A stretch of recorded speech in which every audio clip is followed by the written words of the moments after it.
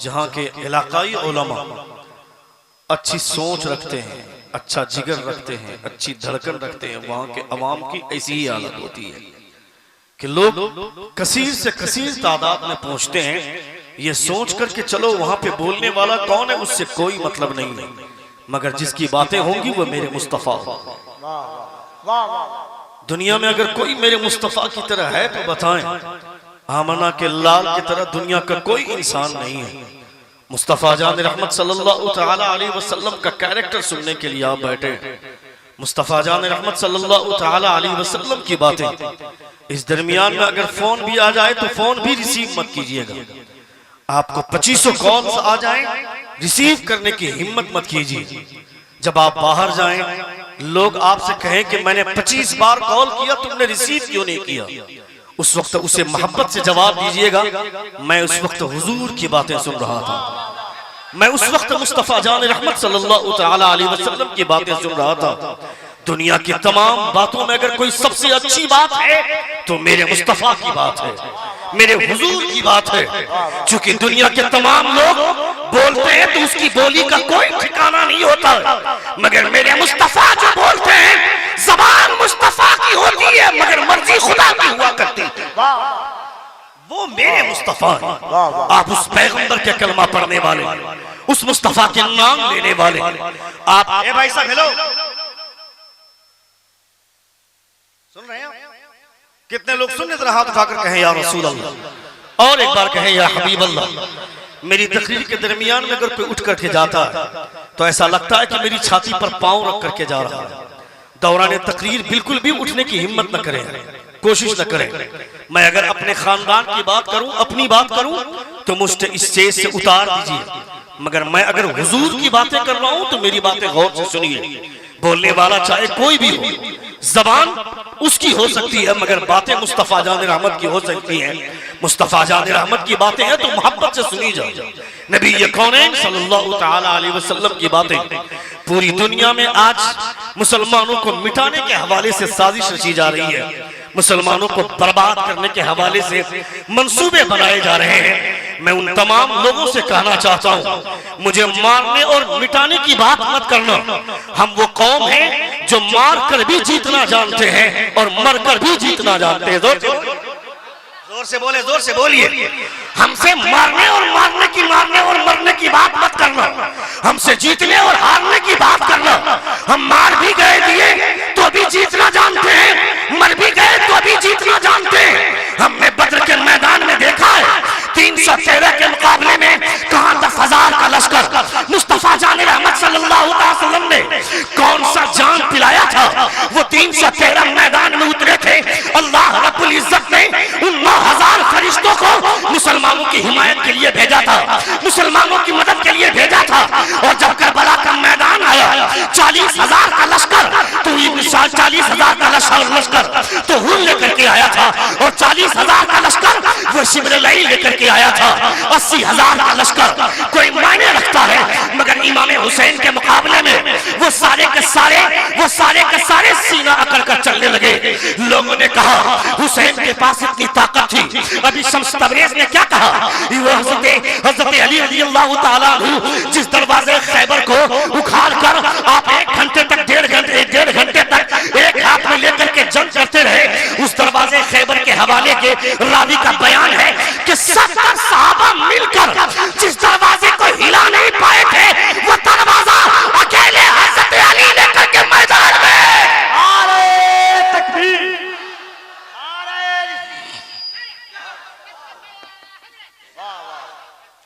70 सहाबा जिस दरवाजे को मिलकर हिला नहीं पाए थे, उस दरवाजे को अकेले हजरत अली 1.5 घंटे तक मैदान जंग में लेकर के नचा रहे हैं। हजरत अली रज़ियल्लाहु ताला अन्हु उस दरवाजे को फेंका गया तो 70 सहाबा मिलकर हिला नहीं पाए। उनका खून इमाम हुसैन की रगों में दौड़ रहा है।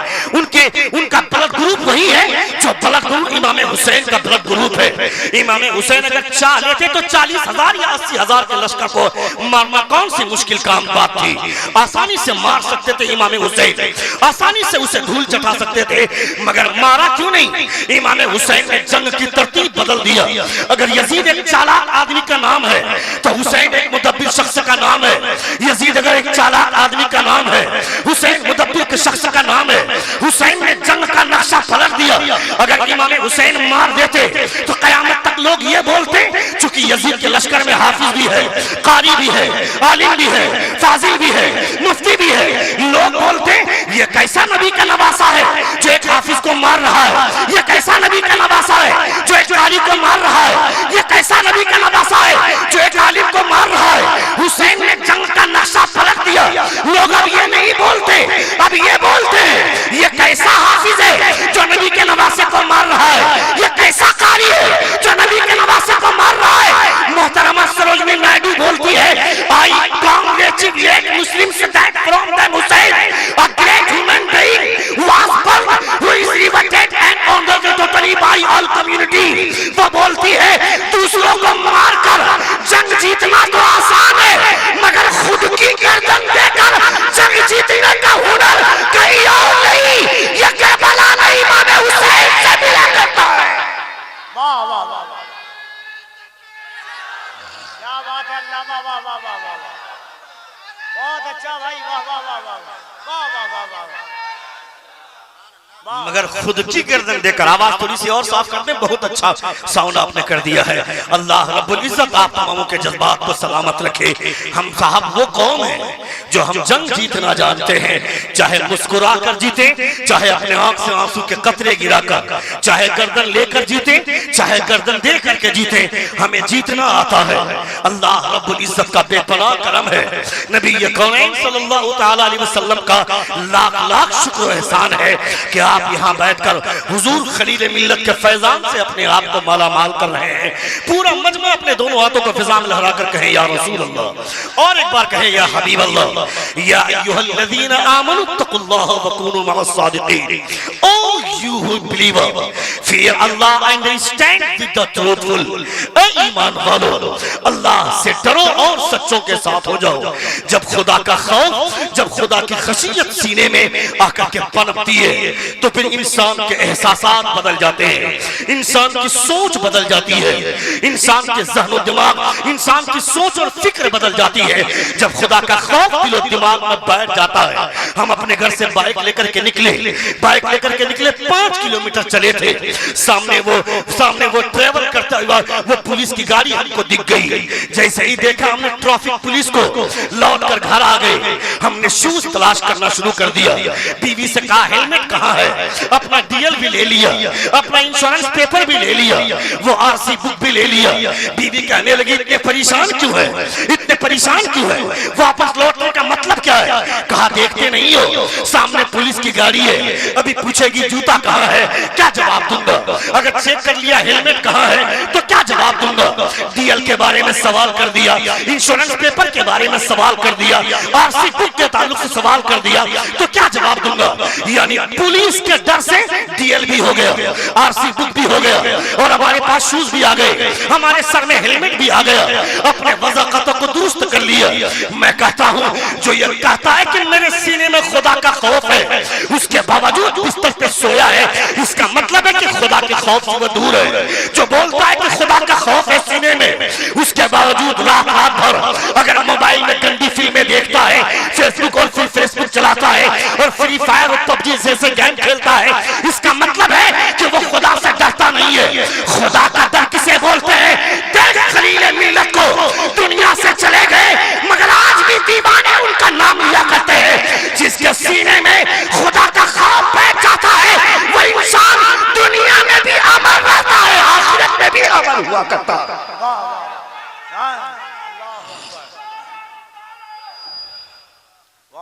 सुन रहे हैं आप?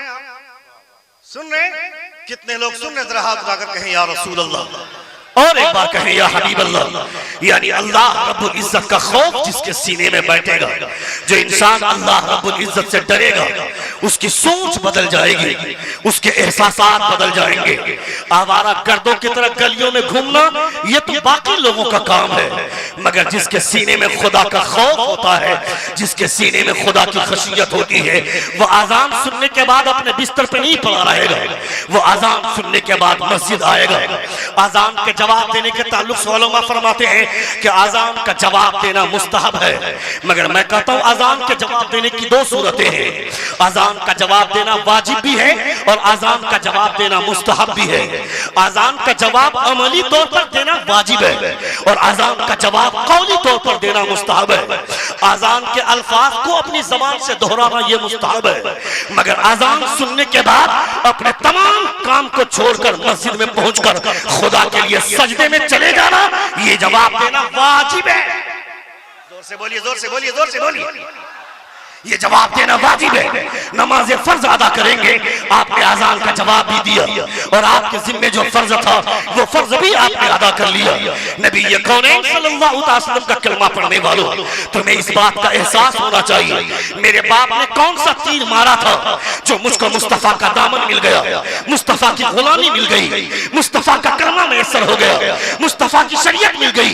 मेरे बाप ने कोई तीर मारा होगा, मेरे दादा ने कोई तीर मारा होगा, नहीं साहब, ये किसका काम है, ये किसके फजल की बुनियाद पर इतना बड़ा काम मेरे लिए हो गया। खुदा चाहता तो ऐसे घर में भी पैदा हो सकते थे हम, जिस घर के लोग गोबर खाते हैं, जहाँ के लोग जानवर का पेशाब पीते हैं, जहाँ के लोग मंदिरों में घंटियां बजाते हैं। अगर ऐसे घर में पैदा हो गए होते तो क्या होता, हम क्या कर लेते।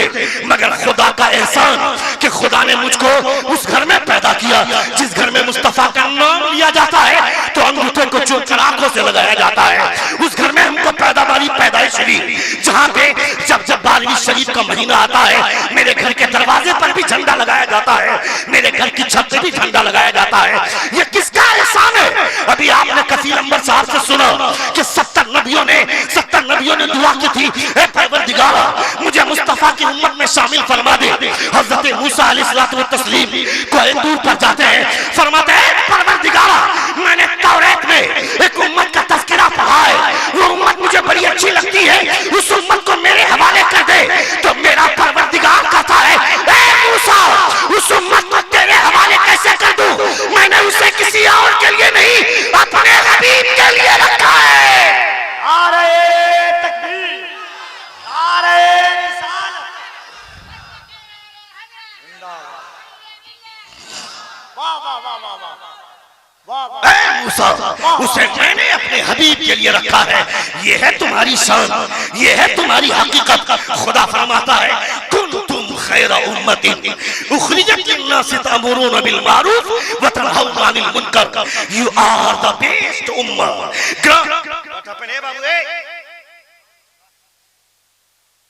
सुनेंगे 5-10 मिनट आप, कितने लोग सुनेंगे जरा हाथ उठाकर कहें या रसूल अल्लाह।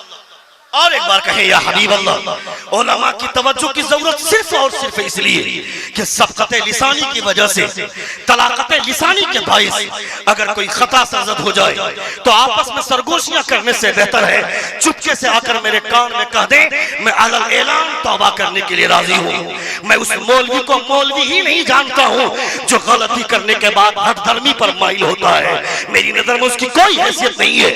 गलतियों पर तंबीह के बाद अपनी गलती को वापस लेना ये हमारे उलमा की शान रही है, ये हमारे उलमा की हकीकत रही है। बरेली शरीफ के स्टेज पर एक मौलाना ने सिर्फ इतना कहा था कि हुजूर ने अपना लुआबे दहन डाला तो उससे तौबा करवाया गया।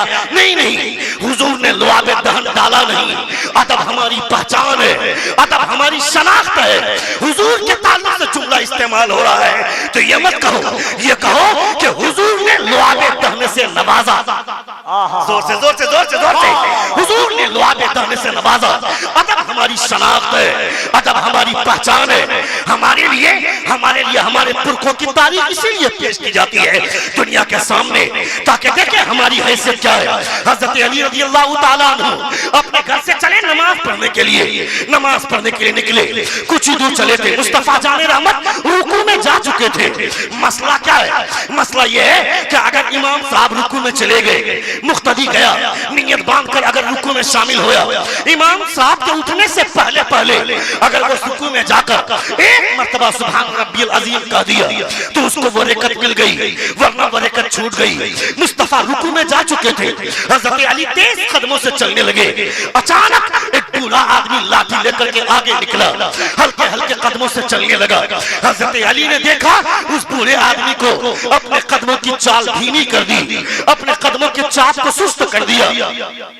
जोर से बोले, अपने कदमों की चाल धीमी कर दी, इस एहसास में कि अगर मैं आज इस बूढ़े आदमी से पहले मस्जिद में चला गया, इस बूढ़े आदमी को अपने बुढ़ापे पे एहसास हो जाएगा और ये सोचेगा कि अगर आज मैं भी अली की तरह जवान होता तो मुझे भी रिकत मिल गई होती। अली जवान था, उसको रिकत मिल गई, मैं बूढ़ा आदमी हूँ, मुझको रिकत नहीं मिली। हजरत अली ने कदमों की चाल धीमी कर दी। वो बूढ़ा आदमी हल्के हल्के कदमों से गया, जाकर रुकू में शामिल हो गया। हजरत अली पीछे से गए, ये भी जाकर रुकू में शामिल हो गए।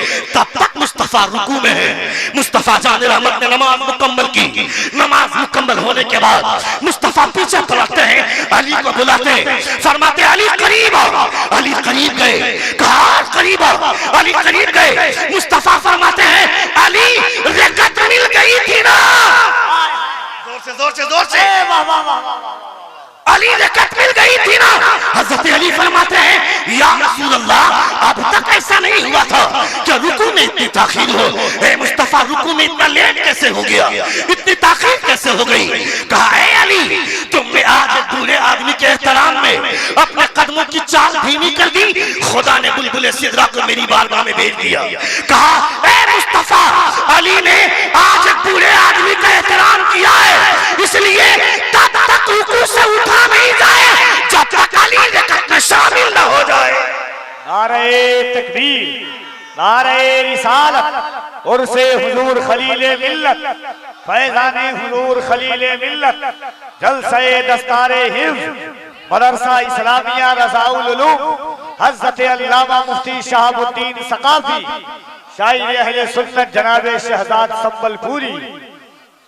सुभान अल्लाह, सुभान अल्लाह। अल्लाह रब्बुल इज्जत का लाख लाख शुक्र एहसान है कि आप हुजूर सल्लल्लाहु अलैहि वसल्लम की महफिल में बैठे हैं। हमारे समाज में ऐसा जवान कहाँ मिले? हमारा समाज तो बूढ़ों को गालियां देने के लिए पैदा हुआ है, हमारा समाज तो बूढ़ों को चिढ़ाने के लिए पैदा हुआ है।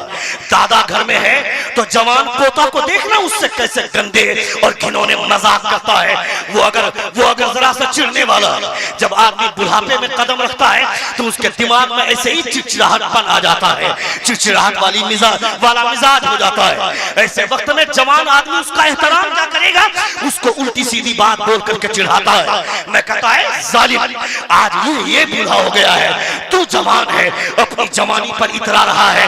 मैं कहता हूँ खबरदार खबरदार, जब तू बुढ़ापे में कदम रखेगा, जब तेरे सामने बच्चे छिछोरेपन करेंगे और तुम्हारा मजाक उड़ाएंगे, उस वक्त तुम्हें कैसा लगेगा? इस बात का एहसास करना चाहिए हर एक आदमी को। जवान हो तो जवानी पे इतराने की जरूरत नहीं है। अगर इतराना ही है तो जाकर मस्जिद में इतरा, जाकर मस्जिद में जाकर इतरा के दिखा। वहां जाकर के बूढ़े को बता तू 25 साल से नमाज पढ़ रहा है, 25 साल से नमाज पढ़ रहा है, मैंने भी जवानी में नमाज शुरू कर दी है। अगर आप 50 रकअत पढ़ेंगे तो मैं जब तक 100 रकअत नहीं पढ़ूंगा चैन से नहीं बैठूंगा। जिस दिन अपनी जवानी पर इस कदर एहसास आपका हो गया, उस दिन आपकी जवानी पर अल्लाह रब्बुल इज्जत के फरिश्ते सैल्यूट करेंगे। हमें अपनी जवानी पर घमंड आता है, अपनी जवानी पर गुरूर करते हैं और चौराहे पर मंडलाते हैं, स्टाइल मार कर चलते हैं। खबरदार खबरदार, आवारगी का मुजाहरा करने के लिए तुम दुनिया में नहीं आए हो। तुमको अल्लाह रब्बुल इज्जत के प्यारे रसूल सल्लल्लाहु अलैहि वसल्लम ने जो तालीमात दी है, उस तालीमात के मुताबिक अगर जिंदगी गुजारोगे फिर तुम्हारी जिंदगी हसीन होगी, तुम्हारी जिंदगी ताबनाक होगी। रात के सन्नाटे में जब दरवाजा बंद होता है तो 24 रात के सन्नाटे में हमारे मोबाइल का स्क्रीन मेरी निगाहों के सामने होता है और हम अपनी निगाह जमाए रहते हैं मोबाइल स्क्रीन पर। रात के 11 बजे देखना, रात के 11 बजे नौजवान लड़के पबजी खेलते हैं, फ्री फायर खेलते हैं। मैं कहता हूँ साल इसी के लिए दुनिया में आए हो क्या? इसीलिए अल्लाह रब्बुल इज्जत ने पैदा किया है। ये माइक्रोफोन बोलने के लिए है, एम्पलीफायर मशीन वहां पे आवाज को तकवीत देने के लिए है, ये जो स्पीकर रखा हुआ है ये आवाज का आउटपुट देता है। गिलास से लोग पानी पीते हैं, कप से लोग चाय पीते हैं, प्लेट में खाना रखकर खाना खाते हैं। अगर कोई आदमी खाना गिलास में रख करके खाएगा आप कहोगे मौलाना पागल हो गया है। गिलास से पानी पीते हैं, आप उसमें खाना रख करके खाना खा रहे हैं, ये कैसी बात है? मैं कहता हूं आपको इतना मालूम हो गया कि प्लेट खाना खाने के लिए, चाय कप चाय पीने के लिए, गिलास पानी पीने के लिए, माइक्रोफोन बोलने के लिए, स्पीकर आउटपुट देने के लिए, मगर कभी अपने बारे में सोचा कि खुदा ने मुझे किस लिए पैदा किया है? तो अल्लाह फरमाता है वमा खलक़तुल जिन्न वल इंसा इल्ला लियअबुदून। खुदा फरमाता है मैंने जिन्नात और इंसान को अगर पैदा किया है तो सिर्फ और सिर्फ अपनी इबादत के लिए पैदा किया है।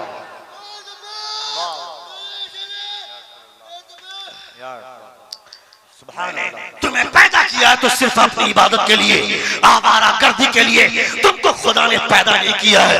अपने आप को पहचानो, हमारी हैसियत क्या है, हमारी हैसियत क्या है, हमारी पहचान क्या है। आजकल मुसलमानों की बस्तियों की पहचान आसान हो गई है। रात के चौराहे पे नौजवान लड़के अपने घर के चबूतरे में फ्री फायर खेलते हुए दिख जाए, समझ लेना ये मुसलमान की बस्ती है।